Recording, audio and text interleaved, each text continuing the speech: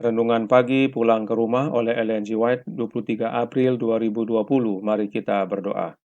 Bapa kami yang di sorga, Allah pencipta langit dan bumi, laut dan segala isinya, Allah yang maha besar, maha kuasa, sumber segalanya, yang kami sembah selalu melalui anakmu yang tunggal, Yesus Kristus.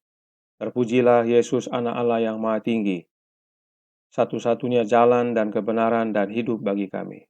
Pada pagi hari ini kami bersyukur boleh bangun dan berbakti, dan sebagaimana membaca firman-Mu, kiranya Roh-Mu ya Yesus menuntun kami agar mengerti dan menjadikan kebenaran ini bagian kehidupan kami masing-masing.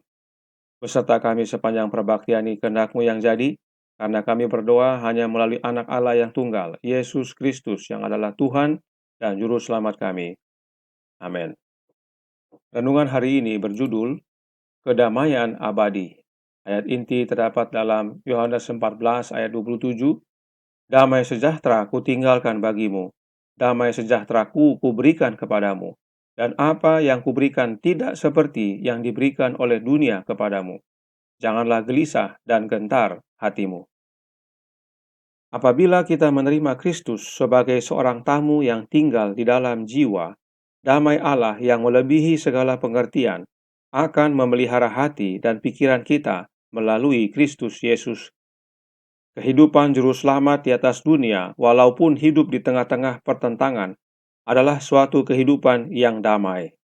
Sementara musuh-musuh yang marah mengejarnya, ia mengatakan, "Ia telah mengutus aku, ia menyertai aku. Ia tidak membiarkan aku sendiri, sebab aku senantiasa berbuat apa yang berkenan kepadanya." Yohanes 8 ayat 29. Tidak ada topan manusia atau amarah iblis yang dapat mengganggu ketenangan dari hubungan yang sempurna dengan Allah. Dan ia katakan kepada kita, damai sejahtera kutinggalkan bagimu, damai sejahtera kuberikan kepadamu. Pikulah kuk yang kupasang dan belajarlah padaku, karena aku lemah lembut dan rendah hati, dan jiwamu akan mendapat ketenangan. Yohanes 14 ayat 27 dan Matius 11 ayat 29. Marilah sama-sama menanggung kuk pelayanan untuk kemuliaan Allah dan mengangkat pikiran umat manusia, dan engkau akan menemukan kuk itu empuk dan beban itu ringan. Cinta dirilah yang merusak kedamaian kita. Bila diri masih hidup, kita terus siaga melindunginya dari pelecehan dan penghinaan. Tapi bila ego kita telah mati dan hidup kita tersembunyi dengan Kristus dalam Allah, hati tak lagi terusik bila ditolak dan diremehkan orang. Kita akan tuli terhadap celaan dan buta terhadap caci maki atau hinaan. Kebahagiaan yang diperoleh dari sumber-sumber duniawi berubah-ubah, sebagaimana keadaan yang bermacam-macam dapat mengubahnya. Tetapi damai dari Kristus adalah damai yang tetap dan abadi. Itu tidak bergantung kepada keadaan-keadaan dalam dunia, pada jumlah harta duniawi atau jumlah sahabat-sahabat duniawi. Kristus adalah mata air hidup, dan kebahagiaan yang diperoleh dari Dia tidak pernah gagal. Kelemah lembutan Kristus yang dinyatakan dalam rumah tangga akan membuat penghuninya bahagia. Itu tidak menimbulkan pertengkaran, tidak memberikan jawaban marah, tetapi memenangkan watak yang menjengkelkan dan menyebarkan suatu kelembutan yang dirasakan oleh semua dalam lingkungannya yang menyenangkan. Kemana saja dihargai, itu membuat keluarga-keluarga dunia sebagian dari satu keluarga besar yang di atas. Jauh lebih baik bagi kita menderita dalam tuduhan palsu daripada membebani diri kita untuk melakukan siksaan pembalasan kepada musuh-musuh kita. Roh kebencian dan balas dendam berasal dari iblis dan hanya dapat membawa kejahatan bagi orang yang menghargainya. Kerendahan hati, kelemah lembutan, yakni buah dari tinggalnya Kristus di dalam hati adalah rahasia berkat yang sebenarnya. Saudaraku dalam Tuhan, ayat inti kita diambil dari perikop yang berjudul Yesus menjanjikan penghibur. Bisa kita baca dalam Yohanes 14 ayat 15 sampai 31. Perhatikan Yesus berkata, "Damai sejahteraku kuberikan kepadamu." Damai sejahtera itu berasal dari Yesus dan Yesus yang berikan. Roh Nubuat menuliskan dalam The Ministry of Healing halaman 247 paragraf 1. Damai sejahtera kutinggalkan bagimu, damai sejahteraku kuberikan kepadamu, dan apa yang kuberikan tidak seperti yang diberikan oleh dunia kepadamu. Yohanes 14 ayat 27. Kita perhatikan, damai ini bukanlah sesuatu yang diberikannya secara terpisah dari dirinya. Itu, yaitu damai, terdapat di dalam Kristus, dan kita dapat menerimanya hanya dengan menerima Dia. Jangan lupa, Yohanes 14 ayat 27 ini diambil dari perikop tentang penghibur, yaitu Roh Kudus. Dan dalam kutipan ini, Nyonya White jelaskan bahwa damai sejahtera yang Yesus berikan itu bukan sesuatu yang terpisah dari dirinya. Damai sejahtera itu terdapat di dalam dirinya. Karenanya, untuk dapat menerima damai sejahtera Kristus, kita harus menerima Kristus. Itu sebabnya judul renungan dalam bahasa Inggris adalah Abiding Peace. Abiding bisa berarti abadi, tetapi bisa juga tinggal di dalam. Dan kata abiding di dalam Alkitab lebih banyak diterjemahkan menjadi di dalam atau juga tinggal. Karenanya, untuk menerima damai sejahtera Kristus, kita harus menerima Kristus tinggal di dalam diri kita. Sebab memang Sang Penghibur itu adalah Yesus Kristus. Melalui kehadiran Roh-Nya yang kudus, Roh Kristus. Kita baca kembali Manuskrip Releases volume 14, halaman 179, paragraf 2. Aku akan minta kepada Bapa, dan Ia akan memberikan kepadamu seorang penolong yang lain, supaya Ia menyertai kamu selama-lamanya, yaitu Roh kebenaran. Dunia tidak dapat menerima Dia, sebab dunia tidak melihat Dia dan tidak mengenal Dia. Tetapi kamu mengenal Dia, sebab Ia menyertai kamu dan akan diam di dalam kamu. Yohanes 14 ayat 16 dan 17. Ini, yaitu penolong yang lain atau Roh kebenaran, merujuk kepada kemahahadiran Roh Kristus yang disebut penghibur.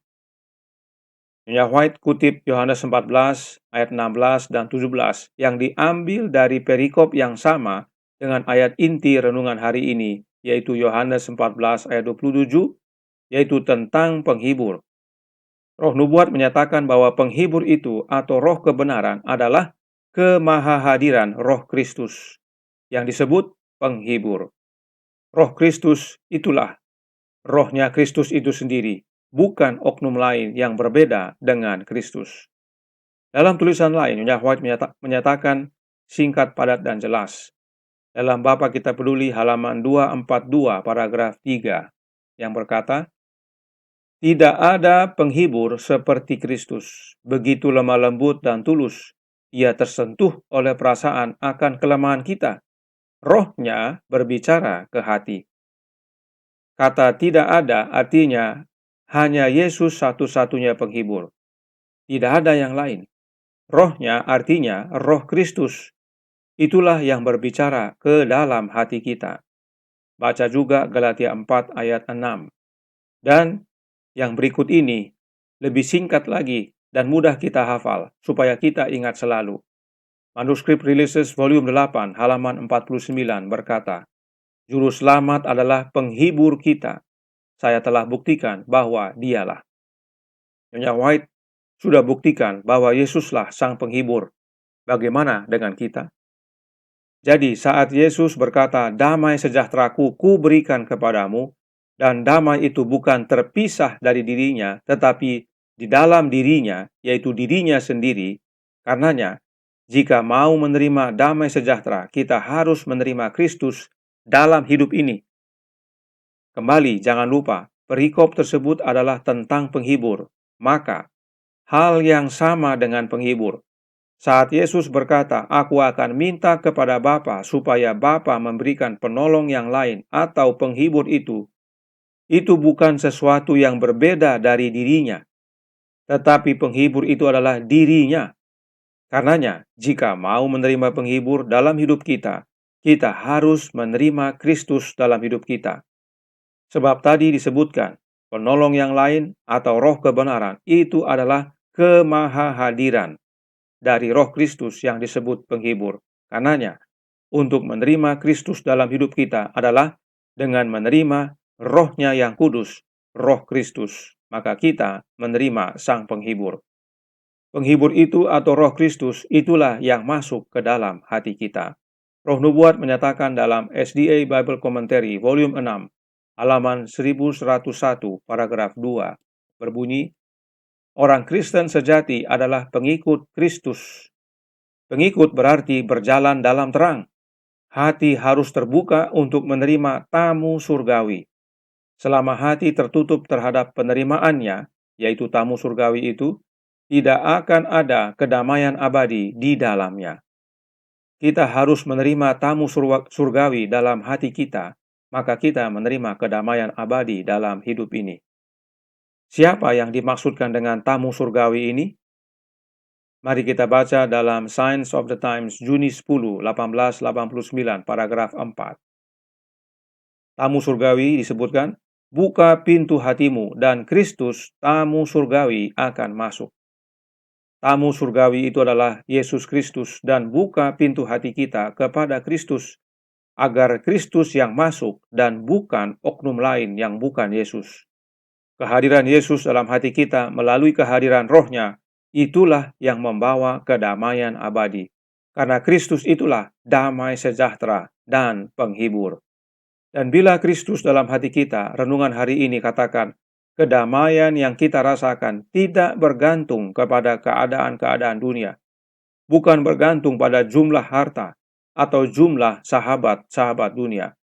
Kristus adalah mata air hidup dan kebahagiaan yang kita peroleh dari Kristus tidak pernah gagal. Apakah air hidup itu? Kita sudah belajar, air hidup itulah Roh-Nya. Roh-Nya Kristus yang kudus yang dicurahkan pada hari Pentakosta. Itulah kuasa yang Yesus janjikan. Sebagai penutup, kita baca kembali paragraf akhir dari renungan hari ini yang sangat menguatkan. Pulang ke rumah halaman 126, paragraf 5.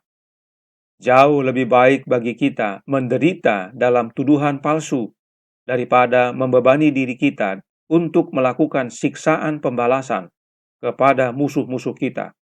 Roh kebencian dan balas dendam berasal dari iblis dan hanya dapat membawa kejahatan bagi orang yang menghargainya.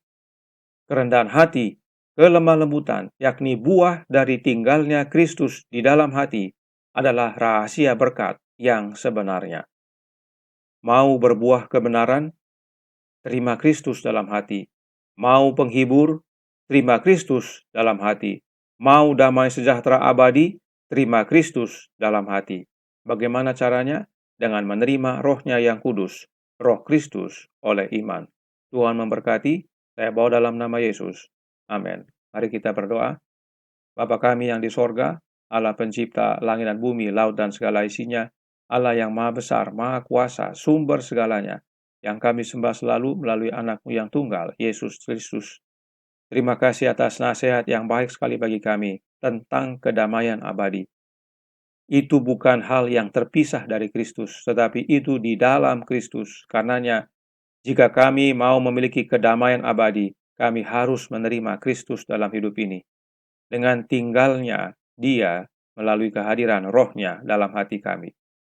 Tuhan campur tangan agar kami membuka hati ini, agar tamu surgawi, yaitu Yesus Kristus, masuk dalam hati kami dan menjadi sumber kedamaian, sumber penghiburan, agar hidup kami menjadi kekuatan bagi sesama, saksi bagi dunia.